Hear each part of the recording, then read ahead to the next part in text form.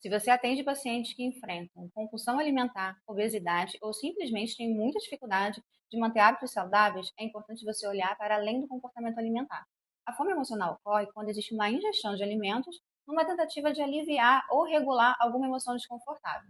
Pelo viés da terapia cognitiva comportamental, a gente vai entender essa dinâmica pelo modelo cognitivo. Então, existe um pensamento que leva uma emoção que leva ao comportamento. Então, para contextualizar, imagine a situação. Chega uma paciente na tua clínica e ela fala que teve um dia muito difícil no trabalho, que ela só pensava em chegar em casa e comer um doce. Então, esse doce, ele começa a ocupar um lugar numa tentativa de lidar com aquela emoção que ela está sentindo, aquela emoção desconfortável. E ela vai oferecer um alívio imediato, mas logo em seguida vem outras emoções, como a culpa, o arrependimento. Então, antes de a gente pensar em qualquer intervenção, é importante a gente fazer uma boa conceituação cognitiva, entender quais são os gatilhos emocionais, entender quais são as crenças em relação à comida e a controle. Por exemplo, a pessoa que fala que se ela não comer agora, ela vai enlouquecer. Entender sobre as regras rígidas e pensamentos dicotômicos, que pode ser, se eu não seguir completamente, 100% meu plano alimentar, então significa que eu fracassei, eu falhei. E, enfim, a gente tem que explorar tudo isso, investigar o que está por trás do ato de comer, para então conseguir utilizar as ferramentas que a TCC oferece. Que aí são várias, né? A gente pode utilizar o registro de pensamentos, diário alimentar, emocional.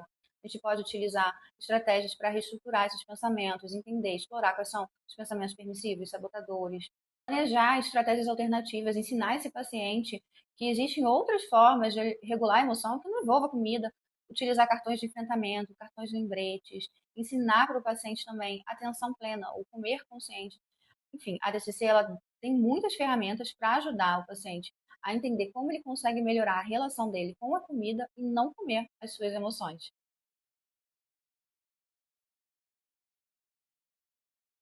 Se você atende pacientes que enfrentam compulsão alimentar, obesidade ou simplesmente têm muita dificuldade de manter hábitos saudáveis, é importante você olhar para além do comportamento alimentar.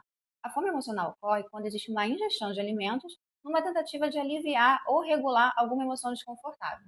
Pelo viés da terapia cognitiva comportamental, a gente vai entender essa dinâmica pelo modelo cognitivo. Então, existe um pensamento que leva uma emoção que leva ao comportamento. Então, para contextualizar, imagine a situação. Chega uma paciente na tua clínica e ela fala que teve um dia muito difícil no trabalho, que ela só pensava em chegar em casa e comer um doce. Então, esse doce, ele começa a ocupar um lugar numa tentativa de lidar com aquela emoção que ela está sentindo, aquela emoção desconfortável. E ela vai oferecer um alívio imediato, mas logo em seguida vem outras emoções, como a culpa, o arrependimento.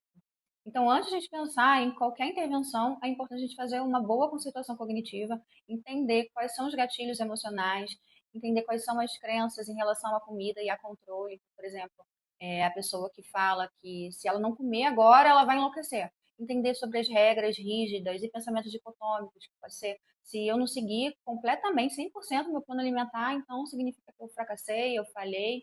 E, enfim, a gente tem que explorar tudo isso, investigar o que está por trás do ato de comer para então conseguir utilizar as ferramentas que a TCC oferece. Que aí são várias, né? A gente pode utilizar o registro de pensamentos, diário alimentar, emocional. A gente pode utilizar estratégias para reestruturar esses pensamentos, entender, explorar quais são os pensamentos permissivos, sabotadores, planejar estratégias alternativas, ensinar esse paciente que existem outras formas de regular a emoção que não envolva comida, utilizar cartões de enfrentamento, cartões de lembretes, ensinar para o paciente também atenção plena, o comer consciente. Enfim, a DCC ela tem muitas ferramentas para ajudar o paciente a entender como ele consegue melhorar a relação dele com a comida e não comer as suas emoções.